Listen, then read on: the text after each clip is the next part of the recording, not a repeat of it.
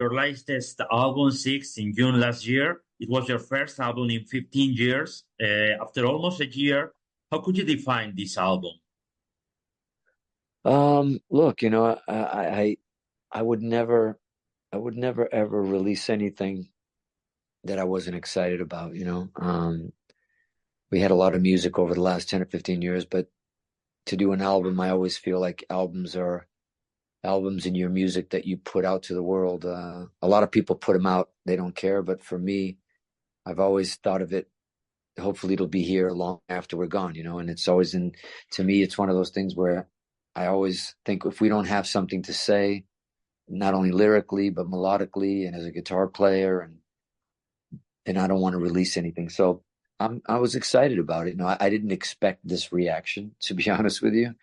I didn't know what to expect, but it was very exciting to hear that people were enjoying it and people were, could feel the passion and the hunger, and so. Oh, that's really great. After this release date last year, you have toured. You have toured extensively. You have played a lot since the release date of the last album, and you are playing very long shows. I reckon with set lists of more than 20 songs, if I'm not wrong. How are your feelings on this Thicker Than Blood tour? How do you feel on stage this Look, year? I think this has been really exciting. You know, one of the reasons it's been really exciting is there's a lot of new fans, you know.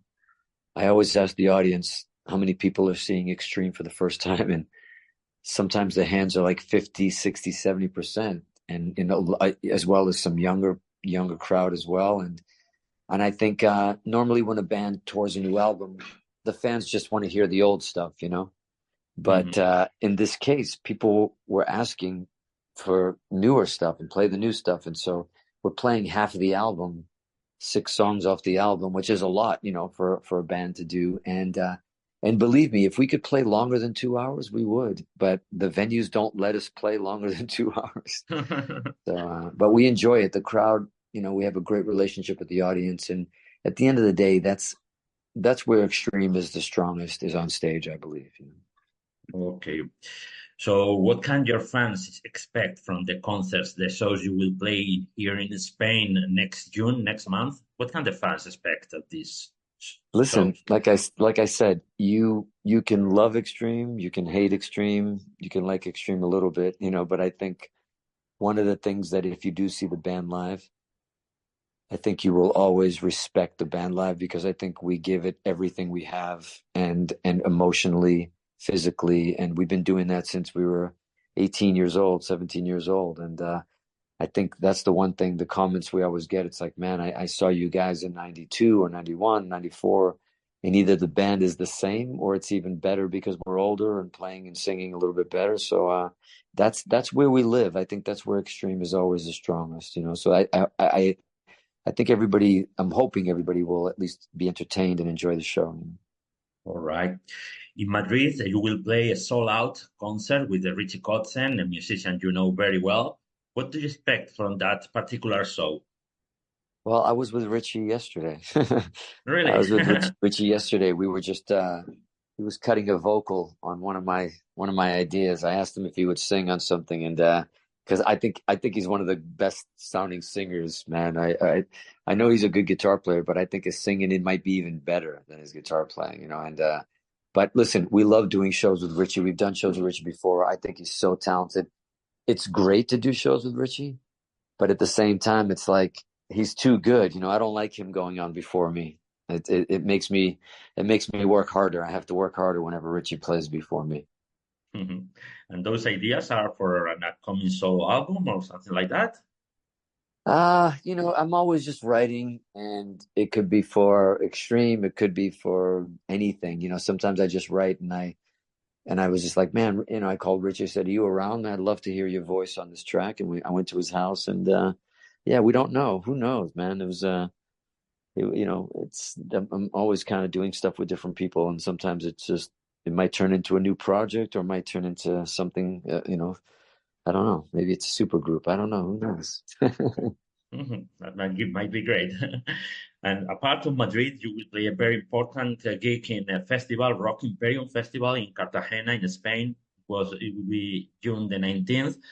We already know the running order that day. We will play after Uriah Heep, a very classic, long history classic hard rock band, and before Judas Priest. What do you think about that position between Uriah Heep and Judas Priest?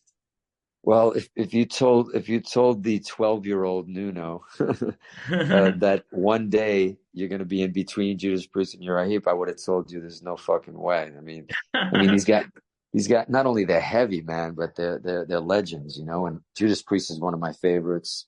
Uriah Heep, of course, is incredible. But yeah, it's an honor, man. You know, no matter how much success you have or how much older you get, you're still a child. You're still that kid in the bedroom learning those songs from these bands, and so when you get a chance to be a part of this, it's just so special, you know. All right, all right. It will be very, you have, I think, 90 minutes there, so it will be a great, so I hope to be there. Okay. Yeah, man. By the way, what do you remember from previous visits to Spain, from previous shows in Spain? If I'm not wrong, I reckon the last time was 10 years ago. What do you remember playing in Spain? Listen, I always tell people, I always get asked from different friends, different bands, different interviews. They always ask me, what are some of the really like top audiences in the world? And I always put Spain there. Always. I always remember from the early days the passion and you know, I feel like there's some audiences that are great. They're different culturally. You perform for them, and then they respond to you. I feel like whenever we play for Spain, they're part of the show. You Yeah. know, they're part of the sonic sound of what we do, and their response and the singing and the I don't know, man. It's just such an energy. One of the best audiences in the world. So I'm always excited to play Spain. Always. Okay, okay. Just some question about the past because it's my first interview with you, so I would like to know some things about the past. Everybody knows More Than Words is a mega hit. It's one of the biggest songs ever. Has meant the world to you. It has brought you fame, recognition, everything. Was there a time when you got tired of this song, of playing live every show? I don't know if you. You know, I think back in 94, 95, 96, the band wasn't so well emotionally, and you know, we were kind of tired and we were dealing with some stuff for the first time internally. And I remember we took More Than Words out of the set, not because it was almost like a stupid, really dumb, when we look back, like rebellious move. And we don't know, we were only hurting ourselves, you know. And when we look back, we're sad about the fact that we did the Punchline tour and we took it out. Just it was just because, you know, when you know, when a relationship is not well, you start punishing yourself almost, you know what I mean? And I felt bad for the fans that were seeing this for the first time, and we didn't play probably the biggest song we have. So I apologize to everyone at that period. But it's actually a gift. You know, people say, ask all the time, are you sick of it or whatever? And it's a gift. It's a duet, not between me and Gary. It's a duet between us and the audience. And it's really special. Every night it's special. Is it true that Steven Tyler from Aerosmith suggested you to play it back again, or is it a legend? Yeah, yeah. I was at tour with Aerosmith and he was really upset. He was like, and we came into the dressing room one day, and on the wall with a Sharpie, he wrote, "Play the fucking song." So is it And true? when rock royalty tells you to play the fucking song, you play the fucking song. So we put it right back. Great. Some question I always wanted to know is it true that you wanted to be the Ozzy Osbourne guitar player when you were a teenager after Randy Rhoads' passing, beginning of the 80s? I don't know if it's true. And did you send them a tape or something like that? It's Yeah, correct? yeah. Look, every guitar player wanted to be Ozzy Osbourne's guitar player because that was a prestigious spot, you know, just because of what Randy Rhoads was doing. And yeah, I sent the tape when I was like 13 or something, I don't know, 12, 13, and I believed I was going to get chosen. You know, learned a couple of Ozzy songs, sent it to the address, you know, and then never got a response. I was so shocked because I thought I was so good, you know, but I obviously wasn't good enough or even old enough. But then, you know, maybe about 10 You're- years later, 12 years later, I finally got a call from, you know, from my booking agent, said that Sharon Osbourne called and asked if I would wanted to join the band. no audition, no nothing. And I all I could say to him is like, they finally heard the cassette. They heard it.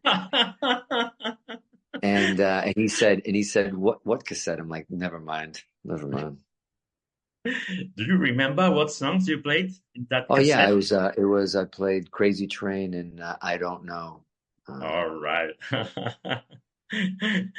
And do you regret not being the guitar player with Ozzy in the 90s? Well, Or you know what was really stupid is I said no because I was in Extreme, and then Extreme. Then I left Extreme. 2 months later, I should have done it anyways. okay. You are considered one of the best guitar players in rock music.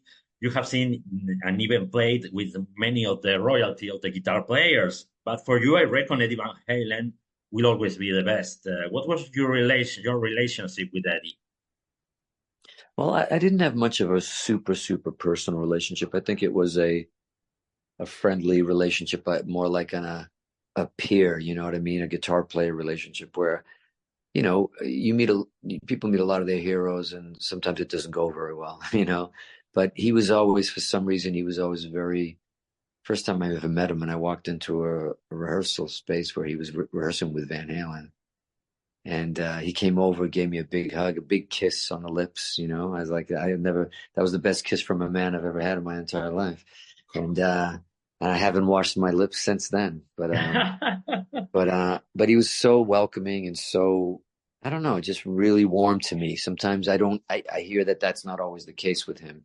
So I really feel like uh, I think he had some respect, and I think he knew that I obviously worshipped him in the right way. It wasn't just his soloing; it was his rhythm playing, it was his sound, it was everything. And we probably in my lifetime while he was alive, we probably were in the same room together, or hung out maybe 10 or 12 different times. And the last time was at my house, before he died. I was actually recording the solo to Rise, and he came by the house. And that was the last time I saw him. So it was really interesting. Okay, Sad. okay. You know perfectly well what it's like to play for a rock audience with Extreme and your other projects, and for a pop audience or a more mainstream audience. Do you notice the difference on a stage if you're playing rock or pop, or I don't know? Did you mean the difference?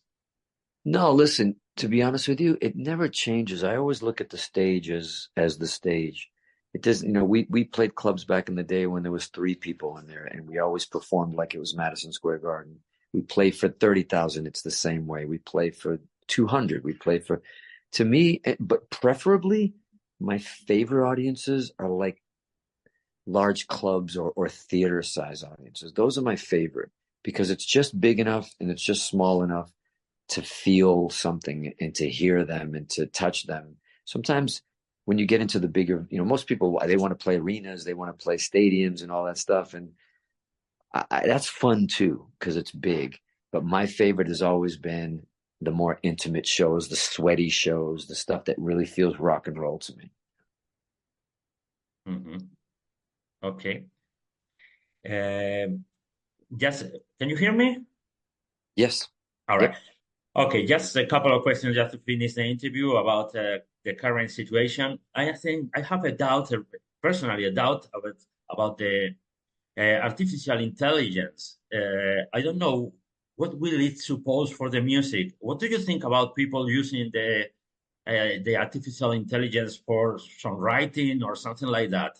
How do you Yeah, see it? look, you know what? It's to me, everybody's like worried and everybody's scared and how it's going to change anything. I love it, man. You know why I love it? I'm like, bring it on, do more of it.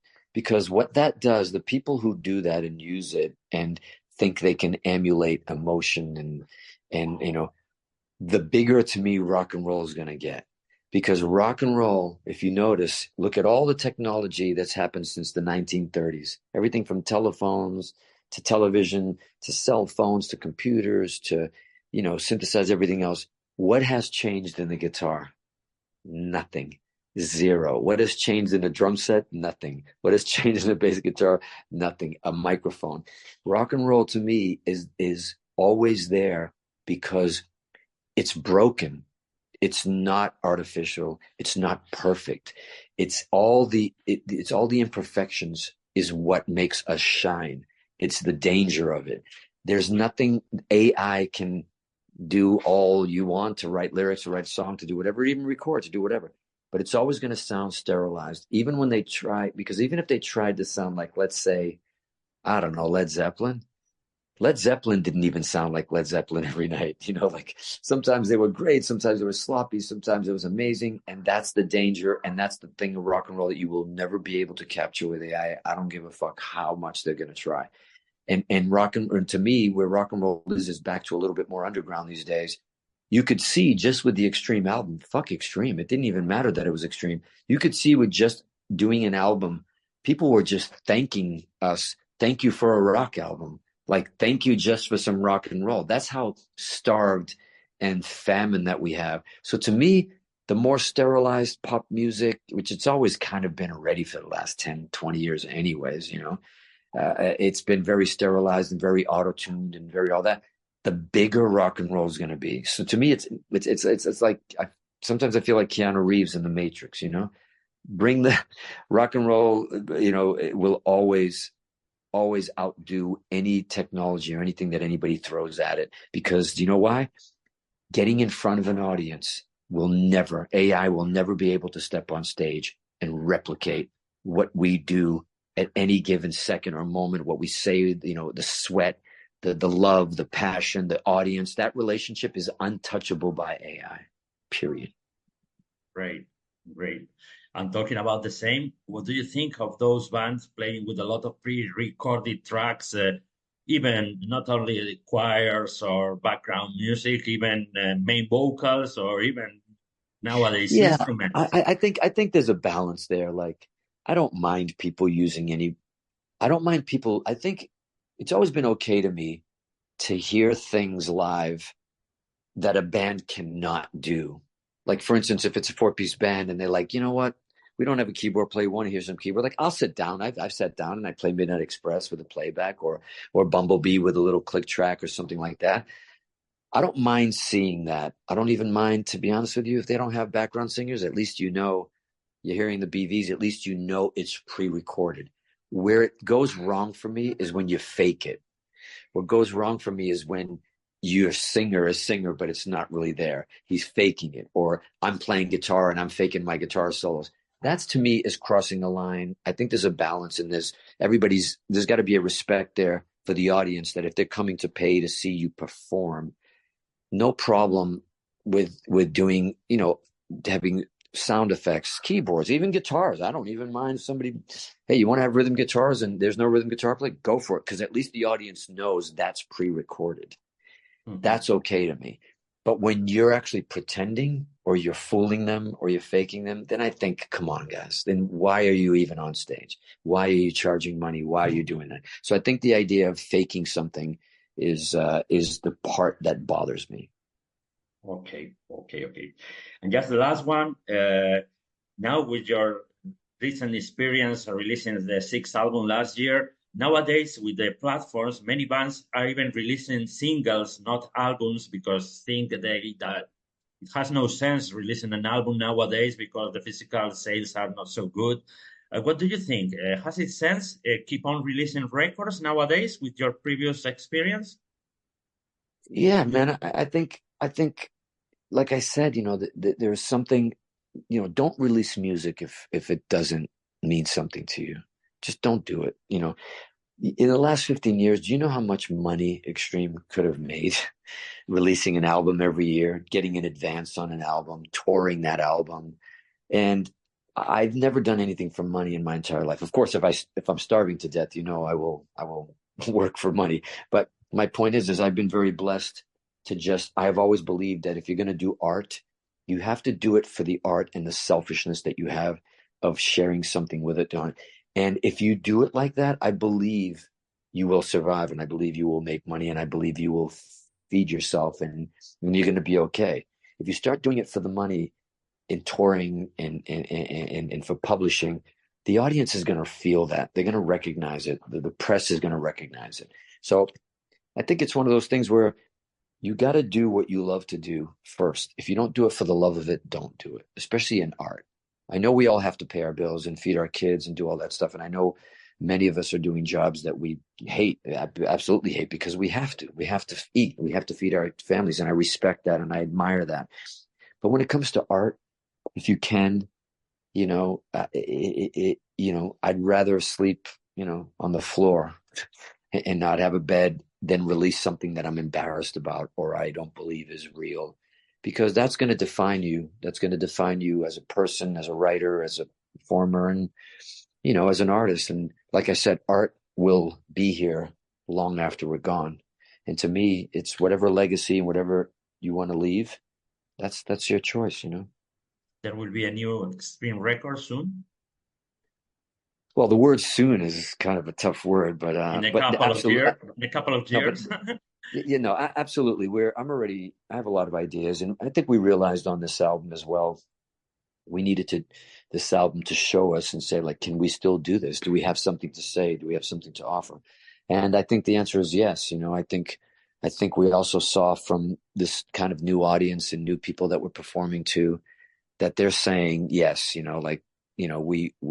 love what you do, give us more. And so yeah, I'm always writing, and you know we're still in the cycle, like, it's last year, and I still think we I still I still think we got more to do with this album, and we're releasing another 3 or 4 more videos, and so we're doing a video for every song on the album. And I just finished directing a few more, and I'm editing them now. But maybe after it's all said and done, yeah, I think we start talking about releasing another one for sure. Great, really great. I don't know anything we All right. haven't talked. Anything we haven't talked about that you want to mention? I don't No, know, any man, no, project. you're a good interviewer, so I think you got it all. That was a great question. I appreciate it. Okay, Nuno, thank you very much. I've Okay, man. enjoyed a lot the interview, and I hope everything is safe and really Yeah, soon. All thank the you, my very brother. best. Appreciate it. We'll see you there. See you in Spain. Thank you.